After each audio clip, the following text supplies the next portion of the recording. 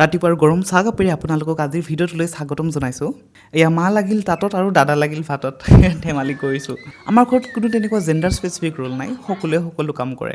আৰু এয়া আপোনালোকে দেখিছে যে মাও জেউনা বন্ধাত লাগি গ'ল। মাও কোনো তেনেকৈ বাট চাই নাথাকে এইটো কাম মতা মানুহে কৰিব বুলি, হাতত যিটো কাম আহে যিটো কাম চকুত লাগে সেইটোৱে কাম কৰি দিয়ে। ক'বলৈ লাজে লাগে, তথাপিও কৈছোঁ ঘৰৰ সকলোতকৈ কম কাম ময়ে কৰোঁ, বা একেবাৰে নকৰোঁ বুলি ক'লেও কোনো ভুলেই নহ'ব। মইনো ঘৰত কি কৰিম বুলি মায়ে পথাৰত হাঁহকেইটাকে চাবলৈ পঠিয়ালে। মানে আমাৰ তাত এইকেইদিন কুকুৰৰ উপদ্ৰৱ খুব বাঢ়িছে, গতিকে মোৰ এইবাৰ পাল পৰিল হাঁহ ৰখীয়া হোৱাৰ। বৰ্তমান ঘৰত বেছি হাঁহ নাই, অকল 3জনীয়ে আছে, গতিকে এই 3জনীক ভালকৈ ৰাখিব লাগিব। গতিকে পথাৰত হাঁহকেইটা ৰখি থকাতকৈ মই হাঁহকেইটা ঘৰলৈ খেদি লৈ গুচি গ'লোঁ। উমনি ধৰছি আগৰ হাতুই প্ৰতিবাৰে ঘৰলৈ আহিলে বাইদেউহঁতৰ ঘৰলৈ যোৱা যায়, গতিকে এইবাৰো ওলালোঁ দাদা আৰু মই। যিহেতু বিহুৰ বতৰ, গতিকে বাইদেউ, ভিন্দু আৰু ভাগিনী সকলোলৈ বিহুৰ কাপোৰ ল'লোঁ।